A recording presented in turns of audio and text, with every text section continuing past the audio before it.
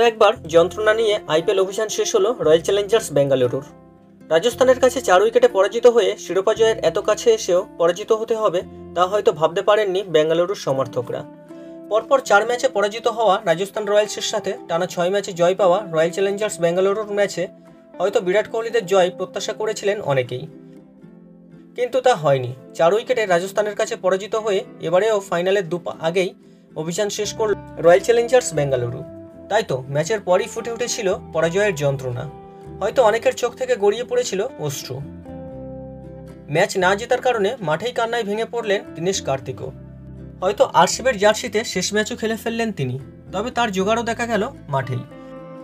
তাকে বুকে টেনে নিয়ে সান্ত্বনা দেন বিষণ্ণ কোহলিও। রবম্যান পাওয়েলের শট বাউন্ডারির বাইরে চলে যেতেই আবেগপ্রবণ হয়ে পড়েন 38 বছর বয়সী wicket keeper batsman Dinesh Kartik. প্যাভিলিয়নে ফেরার সময় বিরাট কোহলির নেতৃত্বে পুরো দল গার্ড অফ অনার দেয় তাকে। গ্যালারিতে উপস্থিত দর্শকদের দিকে হাত নাড়িয়ে ড্রেসিং রুমে চলে যান কার্তিক। সরকারিভাবে দীনেশ কার্তিক এখন অবসরের ঘোষণা না করলেও গতকাল নরেন্দ্র মোদী স্টেডিয়ামে ভবিষ্যৎ স্পষ্ট হয়ে গিয়েছে তা বোঝাই যায়।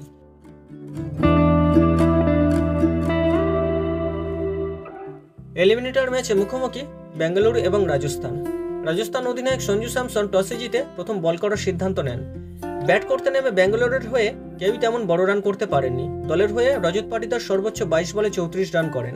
বিরাট কোহলি করেন 24 বলে 33, মহিপাল লেমর 17 বলে 32 রান করেন।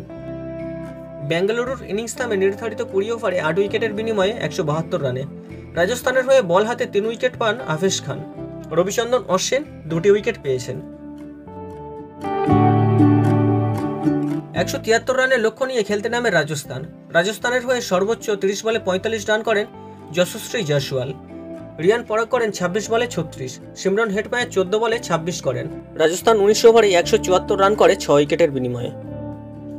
বেঙ্গালুরুর হয়ে বল হাতে মোহাম্মদ সিরাজ সর্বোচ্চ 2টি উইকেট নেন। রাজস্থান রয়্যালস এই ম্যাচ জয়ী 4 উইকেটে।